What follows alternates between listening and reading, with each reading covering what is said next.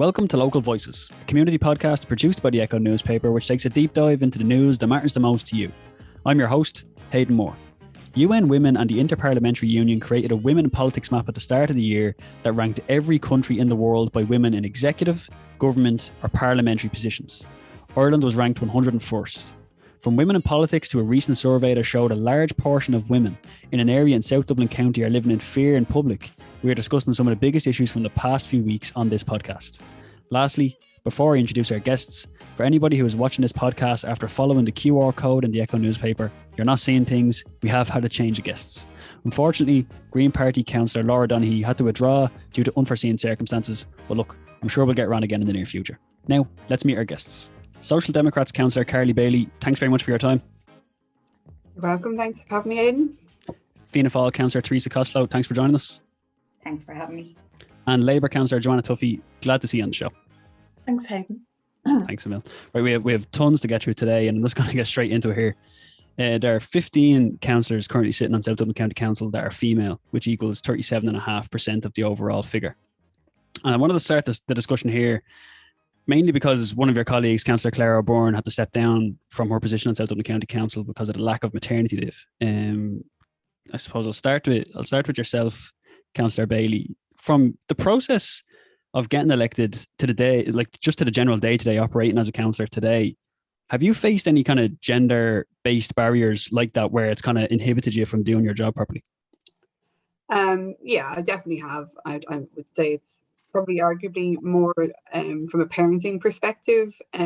So whilst that does predominantly always fall to women, usually, so I suppose I would argue that that could be something that our colleagues who identify as male would possibly experience some of that too. But in terms of sort of specifically gender-based, I suppose even just in running for the elections, you'd find with some people they mightn't take you seriously at the door when you knocked to look for a vote. Got a bit of that. You'd get a bit of wouldn't like to disturb you. I know you've got a family and young children. And it's literally my job to do what I do, you know. Right through to just I suppose the COVID has kind of exposed a lot of different things that are going on, particularly sort of that working from home aspect and childcare and kids home from school and trying to juggle all of that. So having to sort of work very late at night, trying to get your work up to date but still feeling like you're way behind. So yeah, like a lot of different things, I suppose. But yeah. Okay. Councillor Tuffy, have you faced any gender-based barriers for your work as a politician? I think probably the one that I would have experienced the most is to do with comments about your appearance, you know, how you look and that, you know, if you're on telly or whatever, even if you call to the doors. Now, I have to say, in general, I think the climate, especially for the last few years, is very favourable to women candidates, and that I would often have men voters tell me they want to vote for a woman and all of that kind of stuff. So there's a lot of debate around the issue of the need for more women in politics. There's a lot of debate about, you know, there was a lot of debate around the time of the financial crash that, you know, if women had been there, it would have been different. So there has been a fairly favourable climate. And when there's been surveys done, you know, Trinity does a survey about 6,000 voters at each election. They find that voters are generally gender blind and that they're just as open to voting for a woman, you know. So, you know, that's my experience. But the thing of how you look, and you know, you get a lot of that in social media as well, like it's not nice, you know, it's not a nice thing to have to put up with. I don't think men candidates have to put that up with that as much. Yeah, I'm going to get into that actually more about like the comments about appearance and stuff like that later on in the show. But I suppose I just want to go to yourself as well, Councillor Costello. Have you faced any kind of glaring gender-based issues? I don't feel I have now, to be quite honest with you. You know, I kind of see everybody as equals, and I feel I'm seen as an equal. So, you know, if I came up against something, I wouldn't probably feel it was based on my gender as such. I know when I was canvassing and all, people were very open, you know, very welcoming to me and supportive. It was a male politician who got me involved as well and encouraged me to pursue this career. So, like, really, like, barrier wise, not really. But then again, like my work allows me the flexibility to carry out my role as a councillor. I'm a single parent, so all my hours kind of fit in. But I can see how for some single parents it can be particularly difficult. Yeah. Right. There was a study done by UN Women, and it showed that Ireland ranked 101st globally for female parliamentarians. And I suppose something that kind of stuck out this week was about Green Party councillor Hazel Shue, who actually grew up in Fairhouse, and she's a Lord Mayor in Dublin City Council. She announced that she'd be running in the Shannon by-elections. And just to cut a long story short, because there's a lot of kind of back and forth with this, Councillor Shue did not receive the backing of the Green Party and has decided to run independently, which has been actually met by quite a substantial amount of backlash from her own party. Councillor Bailey, is what is happening here an example of how political parties can kind of create a barrier for representation? Well, I mean, obviously, I'm not in that particular party, so I'm not going to comment on the ins and outs of that, and I'm not necessarily sure the reason why some of the parties seem to be potentially opposed to that is down to gender either. And to be fair, she also got the backing of 4 of TDs and a senator, you know. So I think on an official capacity, I mean, that's something probably you'd need to talk to the Green Party around. Like, but I suppose in a more general sense, I suppose what you're saying in terms of where we're sitting in the overall rankings across the world, where you see countries like Rwanda and India and Afghanistan and other places like coming well above and beyond what we're managing to achieve. If, you know, it needs to show that there is definitely issues and structural issues in terms of how many people who identify as women are standing. And I think probably a lot of that, I suppose, not so much in the Social Democrats. We are, I suppose, fortunate that it's a young party to start with, but we're also led by 2 sort of very strong women. And so there's been just a general culture of, you know, anybody and anyone should feel, you know, that there's a place for them and can run and all of those things. And I think probably for, say, and again, I'm not going to speak on behalf of those other parties, but I suppose just like look on an outsider looking in, it's probably more difficult with more longer standing parties who have this cultural background where men were mainly the politicians, and so there's sort of a hangover from that. So I think what you tend to see is that the larger parties will put forward some women candidates, but they won't be the winner of the election. So they might be the second or third on the ticket. They might be a sweeper, that kind of thing. Now that's not in all cases or anything like it, but I think, you know, there is a reason we are where we are. And, you know, in terms of who's the main candidate definitely matters in terms of what party supports will be there, and how constituents are asked to even vote in favour of, you know, 1, 2 and 3 preferences and stuff like that. So, but yeah, like, I mean, it's an issue. I mean, there could be no denying it's an issue. We have a very low level of women participating in politics in this country. Yeah. I know, like, there's a quota, isn't there, for political parties, that there has to be, I think, is it 30% of the candidates have to be female running in general elections? Yeah, and it will be 40. That was the Fianna Fáil. Yeah. So can I ask you about that then, Councillor Costello? Like, what's your kind of position on this, and would you have a problem with something like that? Look, Fianna Fáil on South Dublin County Council has 4 female representatives. You know, I've only felt encouragement and been encouraged by members of Fianna Fáil. So I definitely haven't felt like that was a old man's club who didn't want girls. You know, I would prefer to see, rather than focusing on the gender aspect of things, I prefer to see more diversity with people's backgrounds and life experiences when we're representing people, because, you know, I think that's maybe not as diverse as the gender balance. I would have a bigger problem with people of all backgrounds not being represented and not representing. Yeah, that's what I was actually going to ask that. So would you be in favour of like doing away with something like the gender quota for that reason? Well, it doesn't bother me, but for people, like, everybody's entitled to their own opinion, and for it's something that is there, and obviously it's needed. Like an all male group will not have the same life experience and won't be able to connect with the electorate the same way as a mixed group. And it's all life experiences. Like I think about times in my life when I've felt you know, put down or, you know, made to feel not as good. And it was never because I was female. Most times it was because I was from Tala and because of my voice. And like, you know, coming into this conversation last night, I sat back and I thought, right, when have I had an experience in the workplace that I felt because I was a woman, you know, I wasn't pushed forward, or I wasn't. I think there was one experience where a boss asked me, would I clean a table after, you know, they were after having a meeting, like, would I remove the teas and coffees? And I said, no, it's not my job, like, simple as. That was it. But in times when I felt hurt and I felt inadequate was when that label of me being from Tala or my voice was brought to my attention. I remember, you know, an office comment by another woman saying, oh, what are you doing the weekend? And I was like, oh, I don't know. It's like, you probably have a few tinnies, will you? And I remember just feeling so just put down. But, you know, as you get older, you get, you know, you settle into yourself and you know what you bring to the table. So where you're from is, you know, it makes you that person. And, you know, but that is the only time I've kind of felt held back. Yeah, whereas you'd be more concerned about just natural kind of diversity of people's backgrounds rather than male, female kind of stuff. Okay, Councillor Tuffy, you've kind of a unique position because you've been a senator, and something I wanted to ask you about was, do you think that there's a good enough job being done in terms of maybe female representation in positions of power?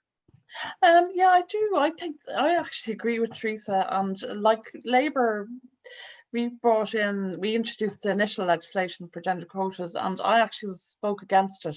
But like I've lost that battle, so I'm not going to keep fighting the battle I've lost already. But and you know, look, there's pros and cons. My argument at the time was I felt that it gave more powers to the leaders to impose candidates on local organisations and things like that. You know, and I felt that party members, you know, the ordinary party member in a branch should have a say in who they want to pick, and it shouldn't be dictated from the top. And, you know, the voters are very favourable to voting for women candidates, as I said. And, you know, the thing you mentioned there, a report from the UN, like, we don't tend to acknowledge when things are improving here. So, for example, in the Seanad, we have 40% of the Senate, current Seanad, is women. There's no gender quota. That was basically, a lot of that is to meet public demand. Political parties are trying to meet public demand by having more women candidates. So, like, there's a lot of change happening. And in fact, in our council, a third of our mayors in South Dublin have been women. Like, we've nearly 40% women councillors, and that's tended to be the case since South Dublin was set up in 25 years ago. So I think new councils, new parties, like Carly mentioned there, you know, with the fact that we've PR and we've a lot of different parties, I think that's, new parties have tended in Ireland and in other countries to have more women candidates, you know, so that's why you tend to see a lot of it in the Green Party and in the Social Democrats and so on. Whereas our party, like our Labour, took a while to catch up, Fianna Fáil took a while to catch up, and so on. So what I feel is that, you know, I think one of the things we have to be careful is that we don't make our system worse by trying to bring in things that treat politicians as if they're just employees. So, like, there's an awful lot of flexibility for a politician, and more so for TDs or senators, because literally, like, TDs or senators can be elected and they might never turn up in the Dáil or the Seanad, and they still get their full pay. So they're absolutely in control of their time at the moment. So if you start legislating for maternity leave and things like that, you actually start then saying, well, then what about all the other time you have to be there? You know, in some parliaments, in the European Parliament, or in some European Union countries, if an MP wants to get time off for maternity leave, they've actually to look for permission. You know, and sometimes their pay is even docked, you know. So, like, we actually have a very good system for TDs and senators. Now, it's less favourable for councillors because you can only have a maximum of 6 months on 6 months leave, continuous leave, or else you have to the council has to vote to give you more leave. So there's definitely improvements that need to be made in relation to councillors and what leave they get, you know. And then the other thing is, what about, you know, do we want women to disappear from having a say in decisions locally when they have their children, and yet the main male you know, if a man has a child, they continue to go to meetings and be seen to be having a say on behalf of their local community. Like, I think the thing of parenting is it should be shared. So if there's a woman politician, you know, the idea, well, women politician will take leave for 6 months, but the men won't. Well, that's not necessarily good for the image of women in politics either. You know, I think there needs to be a bit of balance there too, you know. Councillor Bailey, what do you make of that about the maternity leave? Sorry, who are you talking to? Yourself. Oh, yeah. Look, I mean, we just had a councillor resign on International Women's Day, citing that as an issue. So I mean, like, I think we have to acknowledge and understand that no one size fits all approach is going to suit everybody. So like, I accept what Joanna is saying, that do you want to be away from the table? But I also accept that if, say, for example, you're a breastfeeding parent, then that could be difficult to not, you know, have to be back in straight away. I had experienced a lot of problems after the birth of my first child, so I wouldn't have been in a position to work. I had a lot of injuries, actually, as a result of the birth. So, you know, there's lots of reasons why there would be reasons, and genuinely good reasons, why you'd need to be away and have some time away.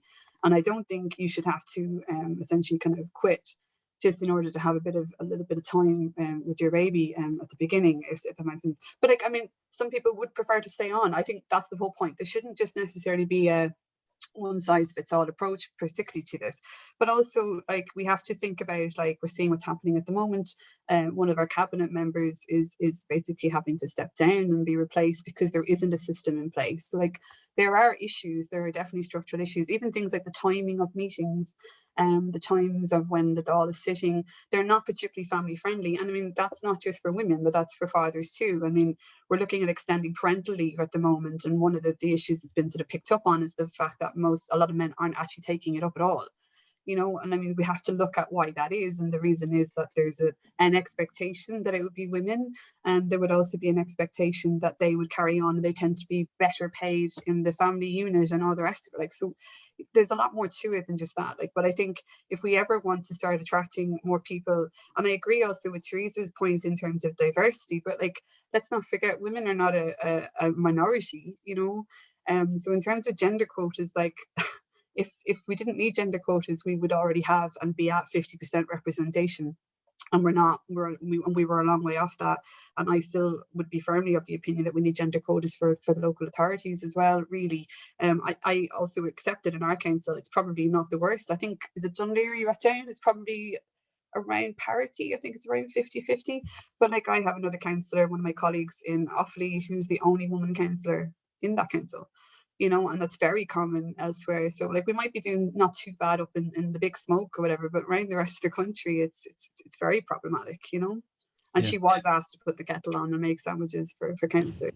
Like, it's definite issues, like, you know. Yeah. There's also the issue of women not getting voted in. Like, in the general election, Fianna Fáil ran 4 very fine candidates, Lisa Chambers, Catherine Ardagh, Fiona O'Loughlin, Lorraine Clifford-Lee, and they didn't get elected, and they were strong, fine candidates. So, you know, it's what the electorate want as well. You know, we can set out quotas, we can do all that, but it's who gets voted in as well. And the date is there though. Quotas work. You know, like, you see an increase in the number of representatives who are women when gender quotas are put in place. And there's a number of different ways of doing them as well. We just do it in one particular way. Other countries like India have a very different system, for example.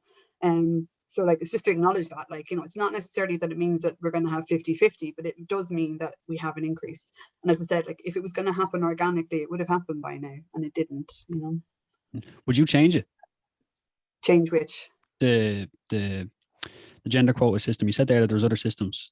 Would you change it from the current system? There's a couple of ones you could look at. Like, I mean, I've looked at a few different ones over the years, whatever. Like, just like, I mean, again, also, as Joanna's kind of mentioned it, it's also about an electoral system, PRSTV and all of that. Like, so I mean, some places have that, and Malta has that. But like, we have a very unusual electoral system. But there could be list-based systems, so you're voting for party versus an actual candidate. But I don't know if that was, I mean, that would be a massive radical change in this country, because we're very, you know, it's a clientelist kind of political system that we have. You know, people vote for the fella that did the work for them. And that's kind of, it's very local and all of that. So it would be a big move, but there's definitely lots of other ways that we can improve it, and that's one of them, I suppose. Actually, can I ask you about that? Sorry, Joanna, Tuffy, just real quick. Just you had actually mentioned something. I'll bring you in here. You mentioned that people vote for women, and that was something that I actually that caught my eye as well. Was that in Dublin, in the Dublin South West constituency, there's 0 female TDs, and in Dublin Midwest there's just 1. So I don't know if people necessarily are, even though the gender quota is in place just for putting people forward, is it actually even working? Yeah, I suppose what the survey found, or the study I mentioned found, was that voters are gender blind, but that doesn't mean that they're going to vote for women, I suppose, So it's kind of I think things have improved for women candidates, but there's probably a bit of a way to go there, and we still need to keep having the debate, say now what Teresa mentioned, in the Labour Party, when we lost all our seats, it was women that were hit. It seemed to me that we came out worse in terms of women. So we lost an awful lot of women candidates, that have been sitting TDs, obviously including myself. And I think that might be a factor, maybe, if a party is not doing well, that the people who are affected can be women candidates. So if there's a lot of kind of hate directed to party, that's what I would feel. I felt fail at that to a certain extent. But just to say as well, that's what Carly says is true. We vote for the person rather than the party. Well, the voters do both. So if the tide is against your party, it doesn't matter who you are, you could be hit by it. But there is a big element of the person. You're voting for the person, but then the other side of that is you can also hold the person to account. Whereas if you have a list system, it kind of takes away that kind of individual accountability to a certain extent. So that would be very much the case in Israel, where it's a total pure list. So there's no individuals going for election. But in other countries where they've lists, it's a bit more like our system. And in countries where they've reformed the electoral system, they're tending to go towards our system because it's considered very democratic, So what I personally, I would be absolutely against changing to a list system. And I kind of feel as well, in our system, you can take leave, but you can't be substituted. So that's the issue. Claire O'Byrne raised that issue, and obviously that issue Carly's raised it in relation to Minister McEntee. But the thing about that is, I'm not so sure I would like a system, particularly the idea that you could be substituted temporarily, so basically we go for election, we're elected as people in our own rights, and then the voter, you can be replaced by anyone at any time, just on a dip in and dip out basis. I'm not so sure that would be a good system, and I think very few countries actually have that kind of system as well. Yeah. What would you think about that, Councillor Costello? Would you think it would be fair to have someone kind of fill in on an interim basis while someone is on maybe parental leave? I wouldn't be letting anybody in on my patch, I can tell you. You build up this was my first time running in an election, and what I felt really strongly was when somebody exchanged a vote with me, they were exchanging their trust. So by giving me their vote, they were trusting me to stand by my word, to stand by my promises made. And that's the relationship I have with my constituents. So for me I wouldn't trust anybody else to do the job the way I would do it for my constituents. And that's just me. I could be being a control freak or something. But for somebody who would be open to that, I wouldn't have any difficulty with them doing that. But I personally wouldn't. It wouldn't suit you? Wouldn't do it. No. Okay. There's no other job in the world though where you could say that though. Do you know what I mean? I know we're technically different because it's an elected representative rather than say a PAYE worker or whatever. But you imagine just putting that same scenario into another workplace, you would be covered and the work would still get done. Probably you'd like to hope not as good as you do it and all of those things. Definitely not good. Yeah, right, let's go with that, right? So definitely is good, but and I'm not also suggesting that a proxy is necessarily the way forward. There's a number of different things that could be looked at in terms of how this could work and operate. I mean, one of the big things that actually Claire O'Byrne called for when she sort of spoke about why she was stepping down. And, you know, just to give her a huge amount of kudos for having done that, because, you know, as a new parent and sort of having to step up and speak out and sort of being very symbolic about doing the resignation on International Women's Day, you know, really trying to make a point, I suppose. One of the things she talked about was how it would be very useful to have had a hybrid system in place for meetings, for example, and something that I and others have been pushing for too. So COVID has meant that at the moment, certainly all of our meetings currently are online, all the council meetings. There's no in-person happening at the moment. But prior to that, we were doing some in-person. But what we don't yet have is a hybrid system where you can be in person, or if for some reason you can't be there in person, there is an opportunity to still be able to be part of the meeting and to vote. That would be a very helpful system. Now, there's, I suppose, a discussion to be had around that and sort of, I said, progressing that on after COVID finishes, that it shouldn't, like, in my view, certainly, I don't believe it should just be a reaction to the pandemic. I think that could end up being a really good solution and help encouraging lots of people, and not just like new mothers. It would be for like people with disabilities, or if you've just got childcare issues. Like I've had to miss a couple of meetings in COVID times because I haven't been able to organise and arrange childcare cover. You know, it's just not possible at the moment. And you know, so if I'd have been able to just attend on virtually, I wouldn't have missed that meeting. And so I shouldn't be penalised just because my childcare fell through or something. Do you know, like, so I think it just offers a bit more flexibility, and I think it'd be really useful. Yeah, I think program for government as well for it to kind of be brought out. So hopefully. Yeah, I think there is a lot of work to be done though in that regard, and yeah, no, there is a lot of work to be done. And look, Cheryl, we move on. There was something that popped up last week. I think it was last Sunday in the Sunday Independent, where there was an illustrated depiction of Mary Lou MacDonald. She was depicted as a witch, and this was something that I wanted to ask yourself about, Councillor Tuffy in particular, because you were obviously a TD in the government, and as you mentioned there, the period of time that you were in the Dáil, you were really in the hot seat. Like, it's been heavily scrutinised. But during that time that you spent kind of under that magnifying glass, have you ever seen anything kind of go as far as this?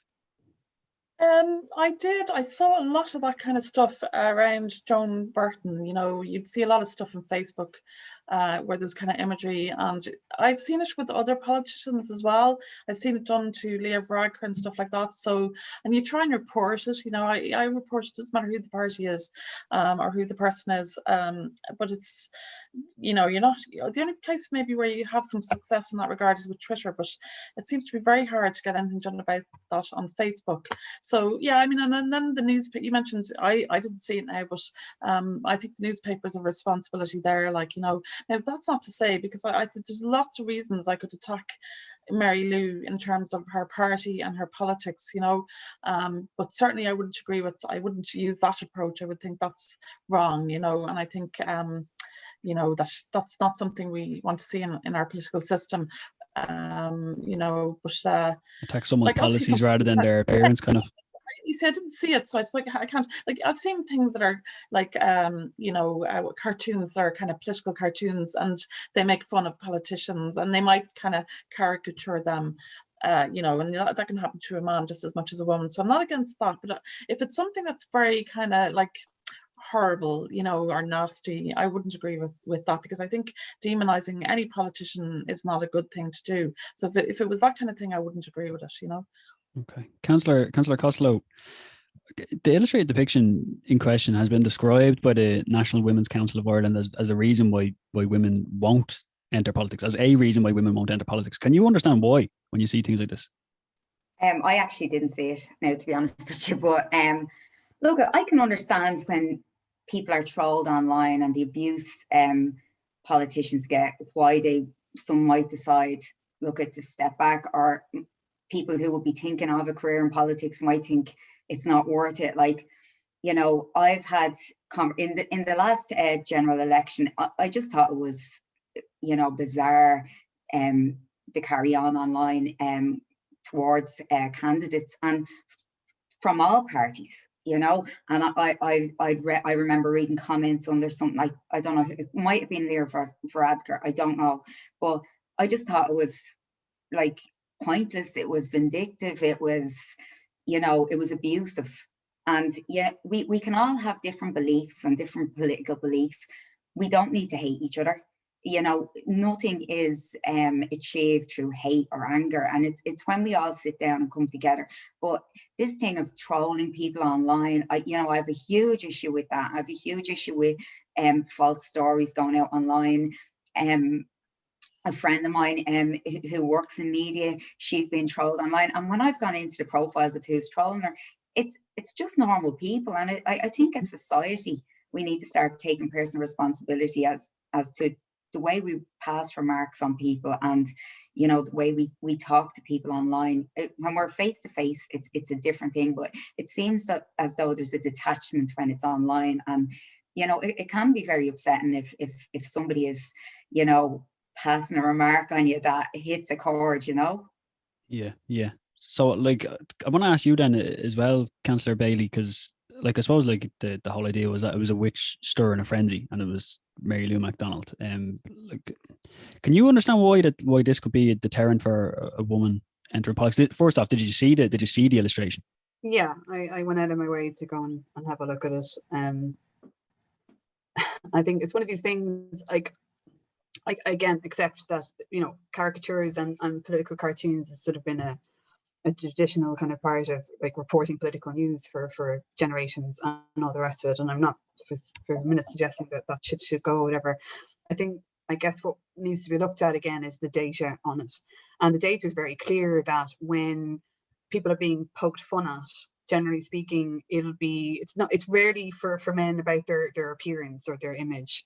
But for women, it is much more so that, or the sort of the stereotypes about what women are and who they are, and I suppose depicting somebody as a witch and all of that kind of connotation about sort of back in the medieval times, and how witches and women who were, I suppose, maybe just not willing to sort of go ahead with ordinary gender norms were demonized and accused of being witches and burned at the stake for very little, if any, reason at all. So without you couldn't not say that wasn't sort of a gender-based kind of attack on a politician, for sure. And it does happen more frequently. Again, data shows us that Women for Election actually, and I think I can't remember, is it Catherine or Claire McGinn, I think it was, had done the research on that, about the amount of that sort of gender-based abuse. Like, the abuse is coming from everybody and for everybody, but that there is a difference in terms of the characterization of that kind of abuse and what that looks like or what it feels like and sounds like. So I mean, it's if I talk to any of my friends, I rarely talk to most of my friends about politics, because most of them think I'm completely off the wall, having gone into it in the first place, and they're probably right. But I think most of them would absolutely, like, it's not just that, it's a number of things that would make them go, this sounds like an awful job, I would never want to do it. And like, just to make the point that, like, when you're in this job and you actually get something done, there's no greater feeling. And I'm sure both Joanna and Teresa would agree with me on that. It's really, really, it's a really great feeling to know that you've done something to help improve your community and your kids' lives and all the rest of it. Like, but there's a huge cost to it that is bigger than I ever thought it would be, I think. And I mean, even just aside from the abuse with social media, and again, it's not a gender thing, like, I suppose it's that then the availability of people, or people feeling that our availability is there when we're actually technically a part-time position, and we're contactable at all hours of the day through DMs and PMs and WhatsApps and emails and the other email and the phone, and it can get very overwhelming in that regard. So, like, I mean, I think there's definitely something around the fact that most people don't understand what the role of a councillor is, nor do they understand that actually it's supposed to be a part-time job, even though I'd say most of us would say it's definitely not a part-time job. But and so the expectations now with social media brings with it that they expect something immediately.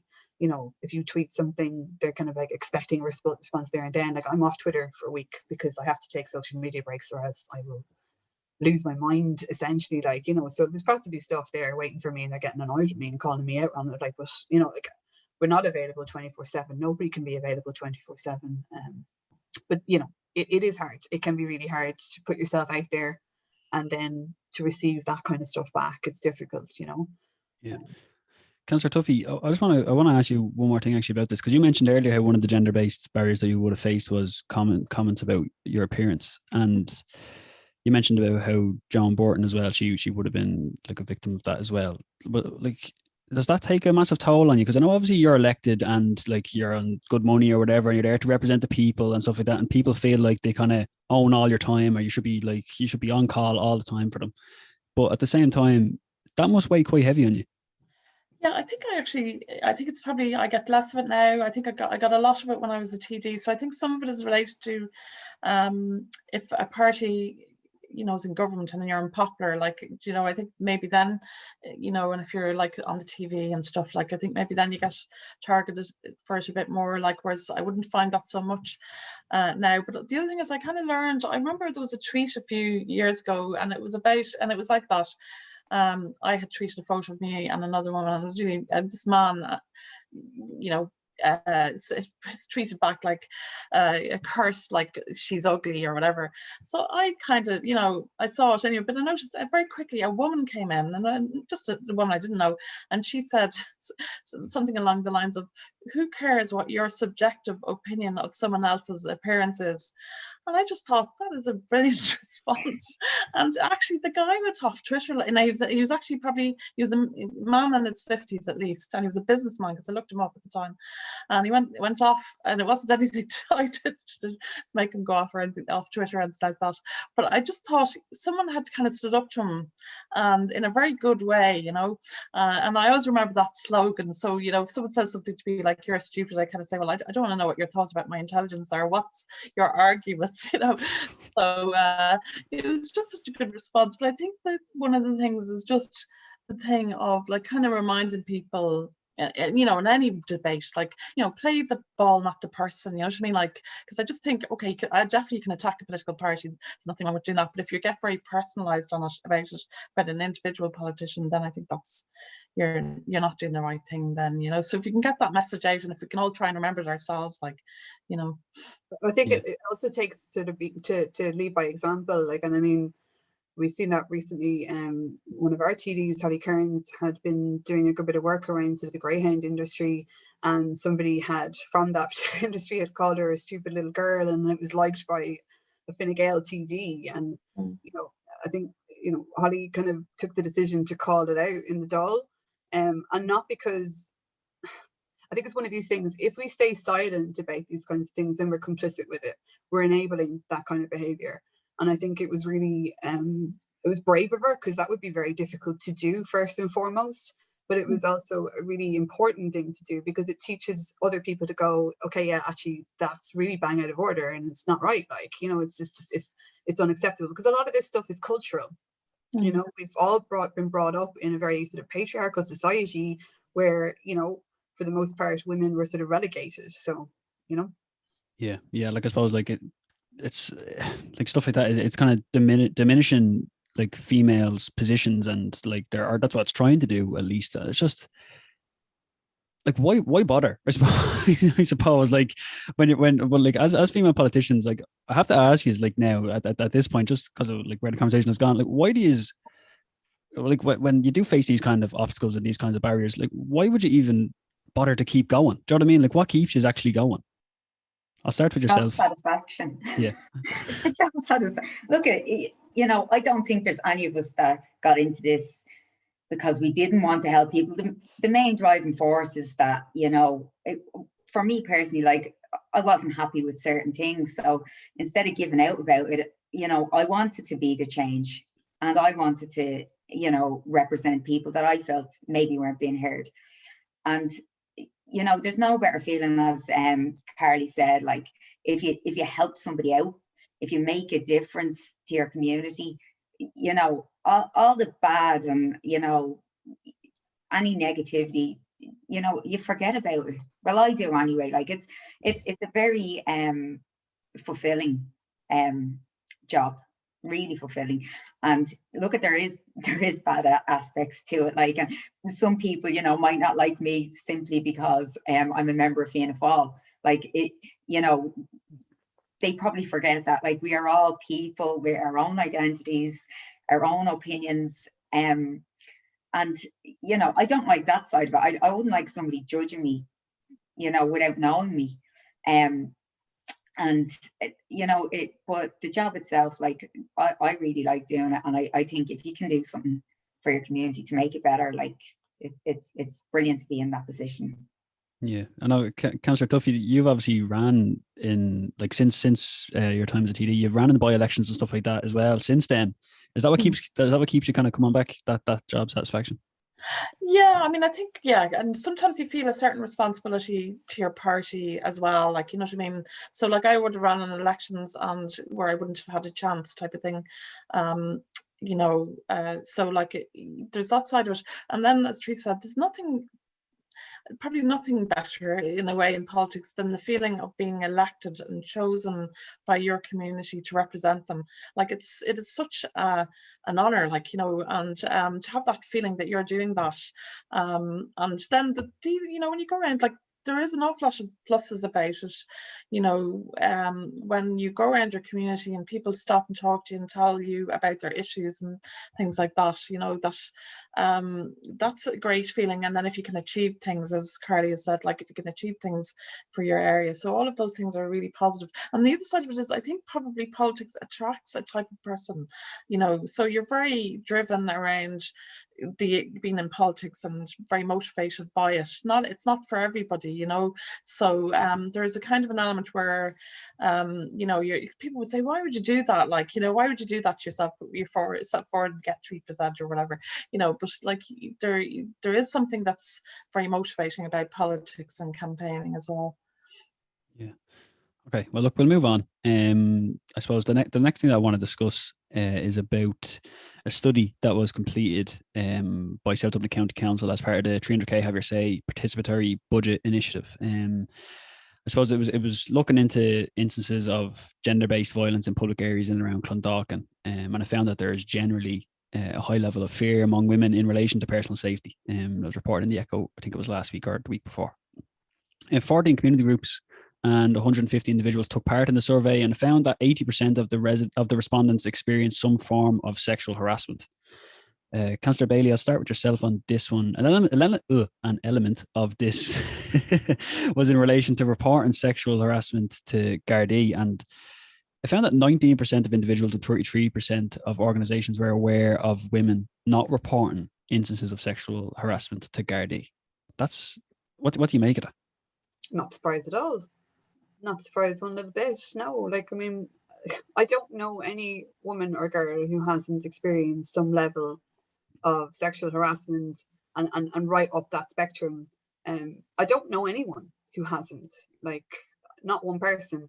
And you were taught from a very young age that this is just the way things are, and that's just kind of acceptable sort of thing. And so I think a lot of the time you don't even necessarily even know that it's actually a crime, first and foremost, but the people who do it don't necessarily even realize or understand that it's a crime what they're doing, you know, because legislation is kind of caught up a little bit. It's still a good way off, like, but, you know, times have changed, but, like, the behaviors are not. I mean, I think I'm actually on the JPC, so I was there when that particular report was spoken about, like, and, you know, it's definitely something, as I think we've all, Councillor Murphy put forward a motion at the last meeting. We're going to be forming a women's sort of committee or caucus, so I'm hopeful this is something that we can start to bring up on it and to carry out those kind of audits in other places. I suppose the question was really around, like, you know, do we think this is just in this particular pocket of Clondalkin, or what? And, like, my view and opinion, and based again on data and the evidence, would be that no, it's generalized everywhere. The Savvy report was the last sort of big report that we had out on this, which showed nationwide there was huge problems. There's been more recent data carried out sort of by the Right Crisis Centre and Women's Aid and others, and, you know, all finding very similar findings on that. So, like, no, I'm not surprised. And then when we look at how sort of the victims of those kinds of crimes can often be treated by the system when they go into it, and particularly when it's at the very upper end of that sort of scale, when we're talking about sexual violence and that kind of thing, that it's a very difficult space to be in. And, you know, there's a big discussion at the moment currently. It was only, I think yesterday, they were talking about it in one of the committees about you know, as how it's dealt with by the courts and things like that. Like, so for the most part, you know, I haven't reported stuff. I know loads of people haven't reported stuff because, God forbid, I'd get asked what I was wearing. God forbid, I'd be asked about my previous sexual history. God forbid, my counselling records after the assault would be looked at, and all of my phone evidence would be taken away. My DMs would be searched. It'd be very difficult for me to imagine how I would be able to. I mean, I think that the women who do go forward, and others, obviously it's not just women who are assaulted, but who go forward and report these crimes are incredibly brave. But the system is not there for them at the moment, and it really does need a radical overhaul. But in terms of the public realm piece, I think maybe Teresa and Joanna might agree with me. What I suppose we tend to get a lot of backers when we're looking for like more public lighting and stuff like that is like, can't do that because it'll track antisocial behaviour. But actually, we need the public lighting to make sure that the area is well used, that people feel a bit safer, that it's more like, you know, that once if you've got a dark area where no one's going, there's more chance of something happening than not. So it's about trying to, I suppose, change the mindset now in terms of getting that work done. But it's also really important to also point out that thankfully these kinds of like higher level crimes, like how we've seen over in London with Sarah Everett murder, for example, are rare. We had our own case of that, a Mongolian woman died last month. I'm going to circle back around to that in a couple of minutes. You know, yeah, it happens. It is rare enough, but the other sort of lower scale stuff is really, really, really prevalent, and we absolutely need to do way more to make our streets safer, and not just for women, but like for everybody, you know. Yeah. Councillor Costello, 75% of the women who took part in that survey experienced some form of sexually suggestive comments. Like, where do you even start to deal with this? I think education. I think society on a whole has to take responsibility. It doesn't go from 0 to 90. These things start off very slowly. I think we need to educate our children, not just the boys, about respect for one another. I think there's a huge amount to be done. I just made a note. A couple of years ago, Richie Sadler, the ex-footballer, was carrying out TY sexual health modules. It was a pilot scheme. I don't know now if it took off, but I thought it was amazing. One of the modules was healthy relationships, it was consent, and it was contraception. And I thought, you know, we need to be getting kids in school and educating them properly, you know what I mean, and bringing it forward. It's the way we behave in our day-to-day life, you know. It starts off very small. It can be name calling, and then it escalates, and it's a step and a step and a step. So, you know, I think education is really the start, and it's everybody's responsibility. It's the local authority, it's schools, it's Gardaí, and it's parents. And you know, as a society, we need to kind of stamp this out. And you listen to music videos, and I sound like I'm really old or something now, but you know, I've been listening lately, and I've been like, God, that is just vile, the way this guy's talking about a girl, or the way this guy's talking about killing another guy or something. It's just like this, we've become desensitized almost to a lack of respect towards each other. And when you've no respect, you really just don't have anything, and anything goes. So it's you know, education is where it's at, I think. Yeah. Councillor Tuffy, just to bring you in now, because 64% of the individuals and 56% of the organisations that took part in that survey identified that women are specifically staying away from areas that these issues are most prevalent in Clondalkin. But would you agree that this does extend far beyond that? Yeah, it's now, I mean, I've just read the report about it, and it was briefly discussed at our recent area committee meeting, because it's in the Parmastown Fonthill area, which where Lucan is in with. That's the guinea pig in the background, in case you're wondering. She's looking for food. I don't think we can hear that, but it's true. Yeah, we can. But anyway, I usually a dog or a cat, but that's a guinea pig. I'm not going to do that, but I'm leaving that in. Yeah. But yeah, no, I think there's probably local things that we could look at doing as well. Now, the way the management was looking at it was a bit like what Carly was saying there. They were saying, well, if we put public lighting there, that could mean that the women will go there and be unsafe. It was kind of counterintuitive, but but there's probably things that could be looked at. So I suppose like the Women's Caucus could look at it, the JPC, but then the individual local area committees maybe could look at, or even like the Housing Committee or Community Committee could look at it, to see what little solutions can be brought in. But I agree with Carly and Teresa that, I think the thing of the education and awareness is really, really important. Like, just making people and calling it out, and maybe educating young people as well about the videos, like that, music videos now, like, you want to empower women that they, you can't be kind of like prim and proper about it. But on the other hand, why is it that, if you have a male singer, they're portrayed in one way and a woman is portrayed in a totally different kind of way, like in music? Like, is that because that women choose it, or is it just, it's like there does seem to be an agenda from the top of the music industry to push a particular thing, and of course the market then is very like preteens and teenagers, and then it can have an influence in terms of how they're treated by their peers. So like definitely there's a lot of work to be done in that end of it, Yeah, okay. And I know you mentioned actually, Councillor Bailey, about Sarah Everett in London, and that made front page news all over the world. Like it was everywhere. But you mentioned as well that there is actually a case here in Ireland that is going through the courts, and it hasn't received even nearly the same amount of press. And it was where a 15-year-old boy is actually charged right now with the fatal stabbing of, bear with me, Jorantsetsteg Serendorj, who is a Mongolian woman, and she was stabbed on her way home from work at the time. And you also had as well the violent murder of Anna Kriegel in an abandoned house in Lucan by two young boys in 2018. Councillor Tuffy, just to come back to you again on this, this does seem to be an inherent cultural problem. Yeah, I don't know. I suppose I don't know how. I mean, we're probably no different to other countries. It's like in the sense that it's not cultural to Ireland, I suppose. But yeah, I mean, there's no doubt that I suppose like the thing of the. So you can't really comment obviously on an existing case, but I suppose cases where women maybe have been targeted and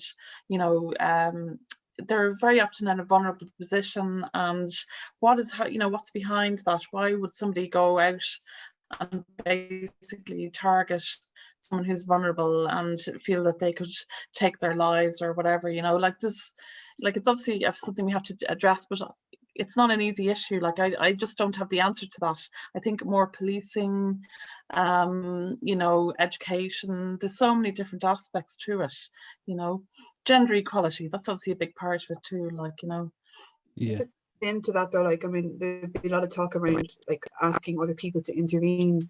And I think knife culture has really kind of gotten in the way. Like, previously you might have had people step in and like try and stop something if they're seeing something escalating or what have you. Like, but you ask a lot of guys now and they'd be very reluctant to step in because of the fact that a lot of people are carrying knives and things like that now, and they're really, afraid to kind of intervene. I think there's aspects to that as well. But yeah, like, I mean, it's definitely a cultural piece of work, and culture takes a long time to shift and change. But like, the fact that, most students going to college haven't had consent workshops, as Teresa was talking about there, is really, really problematic.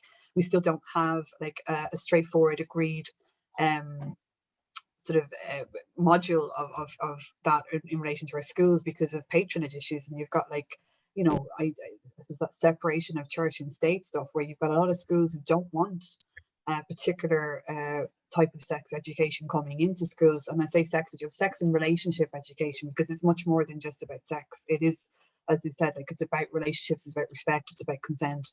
And those they need to be happening from the get-go. Like, my daughter's 11 and has known about a lot of this for a very long time, and we would, as an age appropriate thing, would become more and more of it. Like, you can't just tell somebody like at 18 or 19 what consent is. Like, it's way too late in the game. My kids have been taught consent from a very early age because it's my body, my choice, and that really does apply to everything and anything. And it's nobody gets allowed to put their hands on you or touch you or do something unless you give permission. That's essentially what it's about, isn't it? Yeah, actually, Councillor Bailey, you did actually point something out to me last week, I think it was, and it was that 9 in 10 women feel unsafe because of their gender. that Plan International report. Yeah, like, I mean, I guess there's been a lot of talk on social media and stuff around, like, you know, carrying keys in your hands, and, you know, it's like, it's an absolute norm that if you're on a night out with your pals or whatever, you'd like, you know, text me when you get home, you know, and you get really annoyed with them if they pass out because they've had a bit too much to drink and they've forgotten, like, you know, like, we see it a lot, you know, there's people being abused and again, it's not all men, not all this or the other, but like, you know, if they're going home in taxis and stuff like that, and they're just in vulnerable positions. But like, and I've said that from the get-go, like, you should be able to walk down the street 100% naked, 100% just walk down that street, and not one person has any right or any, and shouldn't feel any right to do anything in relation to that, other than make sure you're safe, maybe, for that reason, you know. So, you know, there's a lot to do with that. Like, I think the way our cities are designed are not, they very much have been designed by men, for men, and more and able-bodied people for the most part. We're starting to see a lot of the sort of reading I'm doing at the moment is around more feminist cities and looking at like sort of urban design from that perspective. And there's some really interesting pieces going on in other cities like Barcelona and others, you know. So we've lots that we can be learning from, and there's lots we can do to improve that situation. But I think we just need to get that mindset that change is necessary, and it needs to happen. It needs to happen pretty quickly. Yeah, just as well, I suppose it's just to say that, like, you know, as a counsellor, you'd be very aware that there's an awful lot of incidences involving teenage boys where they're the victim of violence, you know, and bullying and stuff like that. So it's kind of, I suppose, not to forget that aspect of it as well. You know, that it can be a big issue in local communities, you know, because boys, in some ways, they can be the ones that are targeted for it more often, but it's just a different, I suppose the nature of it is maybe different, you know. I think it's important to focus on the act rather than the gender, and what is unacceptable, you know. Like, for if a girl picks on a boy can emotionally struggle, but he'll probably feel like he can't speak about it. It can be really embarrassing. It can, you know, like, these things happen. It's not just boys excluding their power over girls. That's where it all comes back to respect and education. And even for boys, there's certain times when women may feel intimidated from, you know, they get perspective that they're in danger by mannerisms or something that's said. And I think we need to probably educate men on things that will trigger fears in us or trigger that kind of perception of being unsafe. Well, I you know, there's a very small minority of bad people out there who do this thing, and the majority of men are very supportive and, you know, great. Sometimes I think these discussions can lead us, you know, down a path where we're men are bad, you know, and you know, they're not. Yeah, no, of course, I don't think anyone's really denying the fact that it's just all men. I think it's the fact that it's maybe, I think you pointed this out, Carly Bailey. Yeah, it was that it's not enough men listen to the issues. And am I right in saying that? I suppose it was something I was saying was around, like, usually when those kind of reports come out, for example, you know, and what you'll find is the reaction is the men will be genuinely like horrified by it, but you'd be like, but we've been telling you this for years. Like, it shouldn't need a report every now and again to kind of, like, I suppose, understand or believe us when we're saying that these things are happening. Like, I mean, you know, we had that Me Too movement a number of years ago, and you know, that was an opportunity to learn, I suppose, and to understand and believe that there is a lot going on. And like, I accept Teresa's point. I'm just to be clarifying very carefully here. You know, I'm married to a very good man, and I'm raising a very lovely son. I've got lots of male friends who I have a lot of time and respect for, and who have a lot of time and respect for me and other women too. But we can't just accept that there's no gender to this. There's no, you know, that it doesn't kind of come into play. It does. And I mean, even things like domestic abuse. I mean, of course, we know too that men and people in non sort of, you know, LGBT relationships and stuff like that can experience that kind of level of violence. But for the very vast majority of cases, it's men against women. And in terms of violence, it might be men against men, or it's men against women, you know, like, so there is an issue there, and it is definitely a gendered issue. And I think we can't lose sight of that, or else we're never really going to get to the bottom of it and sort of to start to work on how we make that better, I guess.